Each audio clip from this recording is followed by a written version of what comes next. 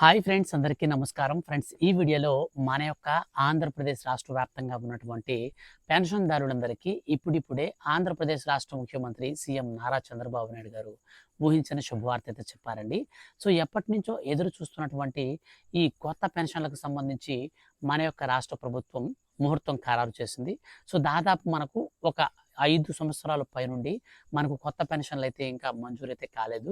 ఈ నేపథ్యంలో ప్రస్తుతం ఇస్తున్నటువంటి 63 లక్షల మంది పెన్షన్దారులకి ఇప్పుడు దాదాపు మరో 5 లక్షల మందికి కొత్తగా పెన్షన్లను మంజూరు చేస్తే మొత్తంగా 68 లక్షల మందికి పైగా ప్రతి నెలలో కూడా మన యొక్క రాష్ట్ర ప్రభుత్వం ప్రస్తుతం విడుదల చేస్తున్నటువంటి 2,200 కోట్ల రూపాయలకు పైగా నిధులను ఈసారి మనకు మరో 5 లక్షల మందికి పెంచితే దాదాపు మన యొక్క రాష్ట్ర వ్యాప్తంగా 2,400 కోట్ల రూపాయల వరకు వెళ్ళేటువంటి అవకాశం అయితే ఉంటుంది. ఈ నేపథ్యంలోనే మన యొక్క ఆంధ్రప్రదేశ్ రాష్ట్ర ప్రభుత్వం ఎప్పటి నుంచో ఎదురు చూస్తున్నటువంటి ఈ ఎన్టీఆర్ భరోసా పెన్షన్దారులకు గుడ్ న్యూస్ను ప్రకటిస్తూ ఇప్పుడు శుభవార్త అయితే చెప్పిందనమాట. సో మనకు ఈ యొక్క కొత్త పెన్షన్లు మనకు ఎట్టకేలకు స్వాతంత్ర దినోత్సవ కానుక సందర్భంగా విడుదలైతే చేయబోతున్నారు. సో ఈసారి అందరికీ పెన్షన్లు రావండి, కొంతమందికి మాత్రమే వస్తాయి. ఎవరా కొంతమంది అనే విషయాన్ని కూడా వీడియోలో ఎక్స్ప్లెయిన్ చేస్తాను. మరి ముఖ్యంగా ఈ వీడియోలో నేను మీకు కొన్ని ఇంపార్టెంట్ పాయింట్స్ అయితే చెప్తాను. ఈ పాయింట్స్ ఎవరైతే ఫాలో అవుతారో వారికి మాత్రమే ఈసారి కొత్త పెన్షన్లు వస్తాయి. మీరు ఈ పాయింట్స్ ఫాలో కాకుండా గనక మీరు అప్లికేషన్ పెట్టుకుంటే మీకు ఎంత పలుకుబడున్నా సరే మీ యొక్క ఎలిజిబిలిటీ క్రైటీరియాలో మీరు ఇన్ఎలిజిబుల్ లిస్ట్లోకి వెళ్ళిపోతారు. సో మీకు పెన్షన్ అయితే రాదనమాట. సో కాబట్టి నేను మీకు ఈ వీడియోలో క్లారిటీగా ఎక్స్ప్లెయిన్ చేస్తాను. సో మన ఛానల్ అనేది ప్రస్తుతం దాదాపు 1 మిలియన్కి దగ్గరలో ఉందన్నమాట రాజు టెక్ టీవీ ఫ్యామిలీ.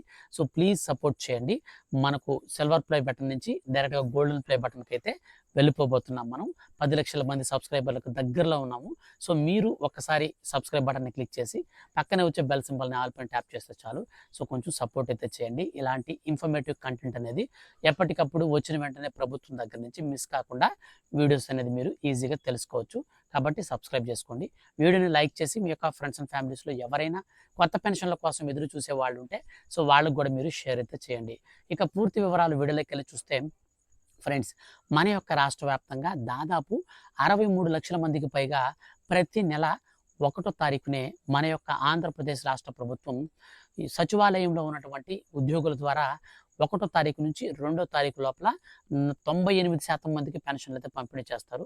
అనంతరం మిగిలినటువంటి 2% మందికి పెన్షన్లు అనేది పంపిణీ చేసి మిగిలినటువంటి డబ్బులన్నింటినీ కూడా సెల్ఫ్ అకౌంట్కి అయితే బదిలీ అయితే చేస్తారు. సో ప్రభుత్వానికి రిటర్న్ డీడీ రూపంలో చలాన్ రూపంలో కట్టేస్తారు. సో ఈ విధంగా అయితే మన యొక్క రాష్ట్ర ప్రభుత్వం ప్రతి నెల 1వ తారీఖున పెన్షన్ల పంపిణీ అయితే చేస్తుంది. అయితే మన యొక్క ఆంధ్రప్రదేశ్ రాష్ట్ర వ్యాప్తంగా ఈ కొత్త పెన్షన్ల మంజూరు కోసం మన యొక్క రాష్ట్ర ప్రభుత్వం తొలుత 2 లక్షల మందికి మాత్రమే పెన్షన్లు అయితే విడుదల చేస్తామని చెప్పారు. కానీ ప్రస్తుతం ఉన్నటువంటి పెన్షన్లు ఎక్కువ మంది అయితే ఉన్నారన్నమాట లబ్ధిదారులు. సో మన యొక్క ఆంధ్రప్రదేశ్ రాష్ట్ర వ్యాప్తంగా దాదాపు కొత్త పెన్షన్ల కోసం 15 లక్షల మంది కంటే పైనే ఎక్కువ మంది ఉన్నారు. సో 15 లక్షల మందికి ఒకేసారి నిధులు అనేది కనుక మనకు ఇవ్వాల్సి వస్తే, అంటే పెన్షన్లు కనుక మంజూరు చేస్తే సో నిధులు అనేది భారీగా వాళ్ళకి ఇవ్వాల్సి వస్తుంది. రాష్ట్ర ప్రభుత్వం పైన అధిక భారం అయితే పడుతుంది. సో కాబట్టి మన యొక్క ఆంధ్రప్రదేశ్ రాష్ట్ర ప్రభుత్వం ఇప్పుడు ఏం చేస్తుందంటే తొలుత 5 లక్షల మందికి విడుదల చేస్తే నెక్స్ట్ 2వ విడత కింద మరొక 5 లక్షలు, 3వ విడత కింద 5 లక్షల మందికి. సో ఈ విధంగా మనం పెన్షన్లు కనుక పెంచుకుంటూ వెళ్తే సో రాష్ట్ర ప్రభుత్వం పైన మరీ ఎక్కువ భారం అనేది పడకుండా సో కొంచెం కొంచెంగా మనం వెళ్ళొచ్చు అని చెప్పేసి రాష్ట్ర ప్రభుత్వం ఇప్పుడు ఈ యొక్క ఆలోచన ప్రకారంగా వెళ్ళబోతుంది. అందులో భాగంగానే మన యొక్క రాష్ట్ర ప్రభుత్వం ప్రస్తుతం ఇస్తున్నటువంటి 63 లక్షల మందికి పైగా ఇచ్చే పెన్షన్లలో 2,249.52 కోట్ల రూపాయలనైతే ప్రతి నెల సచివాలయాలకైతే బదిలీ చేస్తుంది. సో ఆ యొక్క సొమ్ము అంతా కూడా ఏం చేస్తున్నారంటే తీసుకుంటున్నారు 30వ తేదీ 31వ తేదీకంతా. సో పెన్షన్ల అమౌంట్ అయితే పనిచేసి మిగిలిన అమౌంట్ తిరిగి ఇచ్చేస్తున్నారు. సో ఇప్పుడు కనుక మనకు 5 లక్షల మందికి పెన్షన్లు కనుక యాడ్ అయితే దాదాపు 68 లక్షల మందికి పైగా అయితే కొత్తగా పెన్షన్లు మొత్తం రాష్ట్ర వ్యాప్తంగా పంపిణీ చేయాల్సి వస్తుంది. సో ప్రస్తుతం ఇస్తున్నటువంటి బడ్జెట్కి మరొక అమౌంట్ అయితే కొంచెం ఎక్స్ట్రా అయితే యాడ్ అవుతుంది.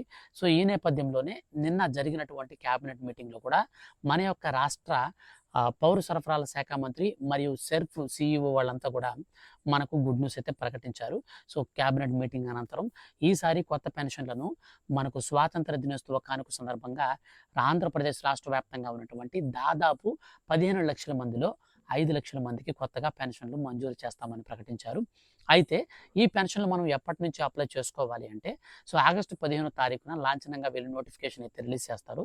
సో నోటిఫికేషన్ రిలీజ్ చేసిన తర్వాత 16వ తారీఖు నుంచి మనం ఈ కొత్త పెన్షన్లకు అప్లికేషన్ అనేది పెట్టుకోవచ్చు. కానీ ఈ అప్లికేషన్ పెట్టుకునేటప్పుడు మన యొక్క ఆంధ్రప్రదేశ్ రాష్ట్ర ప్రభుత్వం కొన్ని నియమాలను పెట్టింది. ఈ నియమాలు ఎవరైతే పాటిస్తారో వారికి మాత్రమే పెన్షన్ అయితే వస్తుంది. సో అందరికీ పెన్షన్ అంటే ఇప్పుడు అప్లై చేసుకున్నటువంటి అందరికీ కూడా పెన్షన్ రాదు.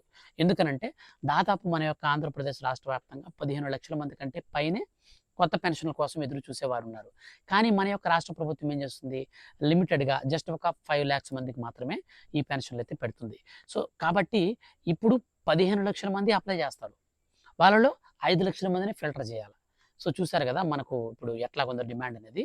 సో ఒక 5 లక్షల పెన్షన్ల కోసం 15 లక్షల మంది అప్లికేషన్స్ వేస్తే ఇందులో గట్టిగా మనకు 5 లక్షల మందికి పెన్షన్లు మంజూరు చేస్తారు. సో ఇందులో మనకు ఎలిజిబిలిటీ క్రైటీరియాలో ఒక్క పాయింట్లో మిస్ అయినా సరే ఈ యొక్క స్కీమ్ నుంచి మిమ్మల్ని అనర్హులుగా తీసేస్తారు. కాబట్టి ఇక్కడి నుంచి మీరు చాలా శ్రద్ధగా వినండి. మన యొక్క రాష్ట్ర ప్రభుత్వం పెట్టినటువంటి నియమాలలో మనకు మొట్టమొదటిది రేషన్ కార్డ్ అనేది ఖచ్చితంగా యాక్టివ్లో ఉండాలి. చాలామందికి రేషన్ కార్డు ఉంటుంది కానీ యాక్టివ్లో ఉండదు. రేషన్ కార్డు ఎప్పుడు యాక్టివ్లో ఉంటుందంటే మన యొక్క ప్రతి నెలలో కూడా మనం ఈకేవైసీ అనేది మనకు చేసుకున్న తర్వాత ప్రతి నెలలో రేషన్ షాప్లో సరుకులు తీసుకుంటూ ఉంటే రేషన్ కార్డు యాక్టివ్లో ఉంటుంది. చాలామంది ఏం చేస్తున్నారంటే రేషన్ కార్డ్ని యాక్టివ్లో పెట్టుకోవట్లేదు. అంటే ఒక 4 నెలలు 5 నెలల పాటు కూడా వీళ్ళు రేషన్ సరుకులు అనేది తీసుకోవట్లేదు. మీరు ఒకేసారి ఒక 4 నెలలు కానీ 5 నెలలు కానీ తీసుకోకుండా ఉన్న పెద్దగా ప్రాబ్లం లేదు. ఒక 6 నెలల పాటు కనుక మీరు రేషన్ కనుక తీసుకోకపోతే మీ రేషన్ కార్డు ఇన్యాక్టివ్ అవుతుంది. సో ఇది గుర్తుపెట్టుకోండి. చాలామంది రేషన్ బియ్యం మనం తినడం లేదు కదా, సో తెచ్చుకుందాం 12వ తేదీ అయిపోతుంది, 15వ తేదీ అయిపోతుంది, తర్వాత షాప్ దగ్గరికి వెళ్తే రేషన్ బియ్యం లేవండి అని చెప్తారు. సో కాబట్టి అలా చేయొద్దు. సో మీరు ఖచ్చితంగా ప్రతి నెలలో రేషన్ అయితే తీసుకోండి. ఇక రేషన్ కార్డు యాక్టివ్లో ఉండాలి. ఈకేవైసీ అనేది ఖచ్చితంగా ఎవరైతే పెన్షన్ కోసం అప్లై చేసుకున్నారో వాళ్ళకి ఈకేవైసీ ఉండాలి. ఇక రెండో పాయింట్గా చూస్తే హౌస్ హోల్డ్ మ్యాపింగ్ అయితే ఉండాలి. సో మీ రేషన్ కార్డు అనేది ఒక దగ్గర నుండి మీరు హౌస్ హోల్డ్ మ్యాపింగ్ అనేది మరొక దగ్గర ఉంటే ఈ పెన్షన్ రాదు. ఇది గుర్తుపెట్టుకోండి. రీసెంట్లీ బ్రదర్ మీరు తల్లికి వందనం స్కీమ్లో ఎక్కడైనా ఉండొచ్చు హౌస్ హోల్డ్ మ్యాపింగ్. సో దానికి అది వెసులుబాటు ఇచ్చారు. కానీ ఇక్కడ పెన్షన్ విషయంలోకి వస్తే అలా కాదు. మీరు ఏ ఏరియాకి సంబంధించి మీకు హౌస్ హోల్డ్ మ్యాపింగ్ అయి ఉంటుందో అదే ఏరియాలో మీరు ఖచ్చితంగా రేషన్ కార్డ్ అడ్రస్ కూడా అదే ఏరియాకి సంబంధించిందే ఉండాలి. కాబట్టి ఇవి రెండు కూడా మీరు టాలీ చేసుకోండి. ఇక మూడో పాయింట్ వచ్చేసి క్యాస్ట్ సర్టిఫికేట్, ఇన్కమ్ సర్టిఫికేట్ అనేది మనం కలిగి ఉండాలి. అలాగే బ్యాంక్ అకౌంట్ జెరాక్స్ కూడా మీరు రెడీ చేసి పెట్టుకోండి. ఒకవేళ అడిగితే మీరు ఇవ్వడానికి పాస్పోర్ట్ సైజ్ ఫోటోలు ఒక 2 తీసుకోండి. సో ఇక్కడ కాడికి మనకు కావాల్సినటువంటి డాక్యుమెంట్స్ అన్ని కూడా వచ్చేసాయి. అయితే ఇప్పుడు నియమాలకు వస్తే మనం అప్లికేషన్ పెట్టినప్పుడు ఈ యొక్క ప్రూఫ్స్ అన్ని కూడా ప్రింట్ చేసి సచివాలయంలో ఇచ్చేస్తాం. సో తర్వాత వచ్చేసి మనకు మన యొక్క రాష్ట్ర వ్యాప్తంగా ఉన్నటువంటి ఈ పెన్షన్లలో 15 లక్షల మందికి పైగానే అప్లై చేస్తారు. కానీ వాళ్ళలో 5 లక్షల మందికి ఇవ్వాలి కాబట్టి ఇప్పుడు ఫిల్టరింగ్ అనేది జరుగుతుంది.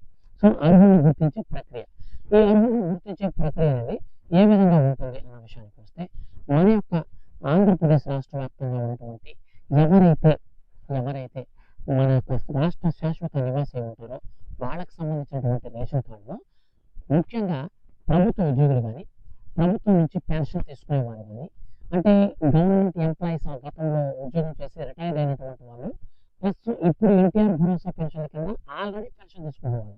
ఇది గుర్తుపెట్టుకోండి. కుటుంబంలో ఒకరికి పెన్షన్ వస్తుంది. కుటుంబం మొత్తంలో 10 మంది ఉన్నా సరే ఇంకొక పెన్షన్ ఇవ్వరు, ఒక్కరికే వస్తుంది పెన్షన్.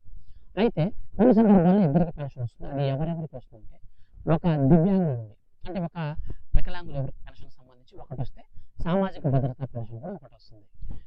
లేదా ఏదైనా సరే మనకు తలసేమియా కానీ లేదంటే డయాలసిస్ పేషెంట్స్ కానీ క్యాన్సర్ రోగులు కానీ ఉంటే వాళ్ళకి ఆ యొక్క వ్యాధికి సంబంధించిన పెన్షన్తో పాటు మరొక పెన్షన్ వస్తుంది.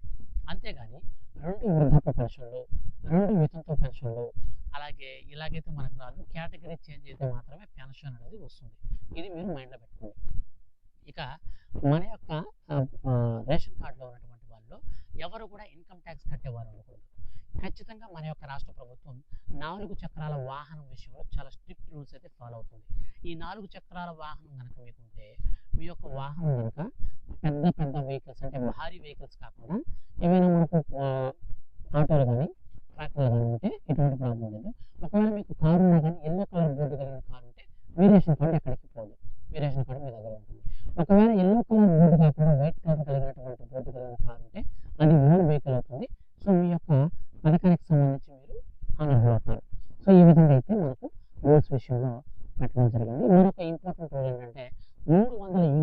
ఓటీపీ అయితే ఖచ్చితంగా మన పేరు మీద ఉండకూడదు. సో ఇప్పుడు మీకు ఒక డౌట్ రావచ్చు, బ్రదర్ మనకి 300 ఏంటంటే మీటర్ అనేది నా పేరు మీద లేదు, సో ఇప్పుడు ఎలాగ బ్రదర్? సో సింపుల్ అండి, మనకు ప్రతి ఒక్క దానికి ఆధార్తో లింక్ అయితే ఉంది. మన రేషన్ కార్డ్ని వెరిఫై చేస్తారు. సో మన యొక్క ఆధార్ కార్డు, ఇప్పుడు ఎగ్జాంపుల్ నేను అప్లై చేస్తాను అనుకోండి ఒక పెన్షన్కి, సో అప్పుడు నా యొక్క ఆధార్ నెంబర్ వేసి అక్కడ వెరిఫై చేస్తారు. సో నా రేషన్ కార్డు అక్కడ నెంబర్ డిస్ప్లే అవుతుంది. నా రేషన్ కార్డు ఎంతమంది ఉన్నారో అంతమంది నెంబర్లు డిస్ప్లే అవుతాయి. సో ఇక్కడ వీళ్ళకి ఏమైనా సరే విద్యుత్ బిల్ ఎంత అని చెప్పేసి అక్కడ వెరిఫికేషన్ చేస్తే నా రేషన్ కార్డు అంటే నేను ఉన్నటువంటి రేషన్ కార్డులో అత్తని పేరు మీద మాత్రమే కదా మీటర్ ఉంటుంది, కరెంట్ మీటర్. సో ఆ మీటర్ కూడా వీళ్ళు ఈజీగా ఫైండ్ అవుట్ వచ్చేస్తుంది అనమాట బయటికి. తర్వాత భూమి విషయం కూడా మనకు కండిషన్ అయితే ఉంటుంది. భూమి వచ్చేసి మనకు మాగాడైతే 3.5 ఎకరాలు, మెట్ట అయితే మనకు 7.5 ఎకరాల వరకు ఉండొచ్చు. మొత్తం రోడ్డు కలిపి మాత్రం 10 ఎకరాల కంటే మించకూడదు. ఇది మాత్రం మస్ట్ అండ్ షుడ్ బి. ఇక గ్రామీణ ప్రాంతాలలో మనకు నెలసరి ఆదాయం విషయానికి వస్తే మనకు 12,000 రూపాయలకైతే ఉంది. ఇక పట్టణ ప్రాంతాల్లో చూస్తే మనకు 14,000 రూపాయలకైతే మనకు మార్చారు. గతంలో మనకు 10,000, 12,000 ఉండేది, కానీ ఇప్పుడు వచ్చేసి మనకు మార్చడం అయితే జరిగిందనమాట. సో ఈ విధంగా మనకు రాష్ట్ర వ్యాప్తంగా ఉన్నటువంటి ఎవరైతే కొత్తగా పెన్షన్ కోసం అప్లికేషన్ పెట్టుకుంటున్నారో సో వాళ్ళకి సంబంధించినటువంటి ఎలిజిబిలిటీ క్రైటీరియాని ఈ విధంగా చెక్ చేస్తారు. సో వీళ్ళలో ఎవరైతే అర్హత ఇస్తారో వారికి మాత్రమే ఈ యొక్క పెన్షన్ అయితే ఇస్తారు. ఇందులో మనకు 16వ తారీఖు నుంచి పెన్షన్ నోటిఫికేషన్ అనేది రిలీజ్ చేశాక అప్లికేషన్ అనేది పెట్టుకోవచ్చు. పెట్టుకునేటప్పుడు ఎలాంటి ప్రూఫ్స్ ఉన్నాయంటే చెప్పాను కదా, సో ఆ విధంగా ప్రూఫ్స్ అనేది చేసుకోండి. వీటికి సంబంధించి మన యొక్క రాష్ట్ర ప్రభుత్వం అనౌన్స్మెంట్ అనేది చేసిన తర్వాత అంటే జీవో జారీ చేసిన తర్వాత మరికొన్ని పాయింట్స్ అయితే మనకు ఇస్తుంది అనమాట. ఎందుకంటే నేను మీకు చెప్పే విషయం బాగా ఆలోచించండి. ఉన్నదేమో 5 లక్షలు, వాళ్ళు ఉన్నదేమో 5 లక్షల పెన్షన్. సో అక్కడ మనకు దాదాపు ఈ పెన్షన్ల కోసం 5 లక్షల పెన్షన్ల కోసం వెయిట్ చేసే వాళ్ళు చూస్తే మనకు 15 లక్షల మంది పైన ఉన్నారు. కాబట్టి తక్కువ పెన్షన్ మనకి ఇవ్వబోతున్నారు, ఎక్కువ మంది లబ్ధిదారులకు ఎదురు చూస్తున్నారు. సో ఇందులో మన రాజకీయ ఫ్యామిలీని ఎవరైతే ఫాలో అవుతున్నారు అంటే మన ఛానల్ని ఎవరైతే ఫాలో అవుతూ సబ్స్క్రైబ్ చేసుకొని రెగ్యులర్గా ఫాలో అవుతున్నారు, సో వాళ్ళ కోసం నేను కొన్ని ఇంపార్టెంట్ టిప్స్ అయితే నేను మీకు ఇస్తూ ఉంటాను. అంటే నెక్స్ట్ మనకు నోటిఫికేషన్ రిలీజ్ అయిన వెంటనే కొన్ని లూప్స్ అయితే వస్తాయి.